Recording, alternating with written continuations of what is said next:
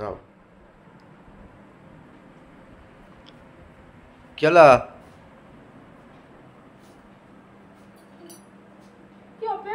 তোমার এই শরীরটা খারাপ কাল থেকে, আর তোমার ছেলে মেয়ের সাথে আমি পারবো না বাবু। কালকে রাতের বেলা গলায় ব্যথা, শুয়ে আছে, একটু চোখ লেগে গেছে, মেয়েটা বলে মাথায় টিপে দিচ্ছি।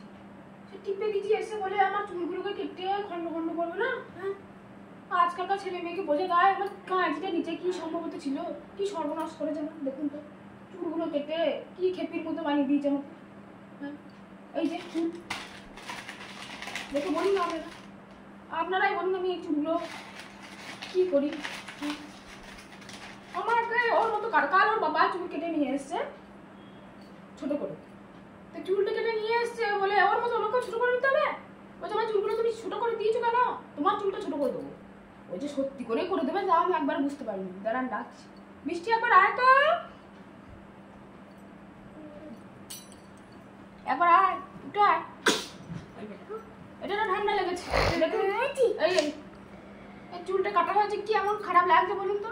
আপনারাই বলুন যে কি কেমন খারাপ লাগছে, কমেন্টে বলুন। খুব খারাপ লাগছে, খুব খারাপ লাগছে। ও আমার বেটাকেও কেটে দিয়েছি, ও কিন্তু এরকম বদমাইশি করে না। হ্যাঁ, ওকেও সুন্দর লাগছে, কিন্তু এই যে কি কুবুদ্ধি মাথার মধ্যে বুঝতেই পারি না। যাক, দুজনে করেছে। বাবা রে বাবা, এই ছেলে মেয়ের সাথে পারা যায়? কদিন পর দোল, আমি কি করে চুলটা সেটটা করবো? খেপির মতো লাগছে না?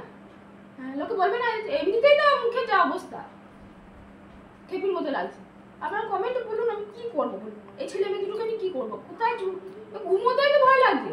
কখন এসে আমার চুলগুলো রাখবেই না, দেখুন আরামন্দি করে দিয়েছে। পাচ্ছি না, পাচ্ছি না।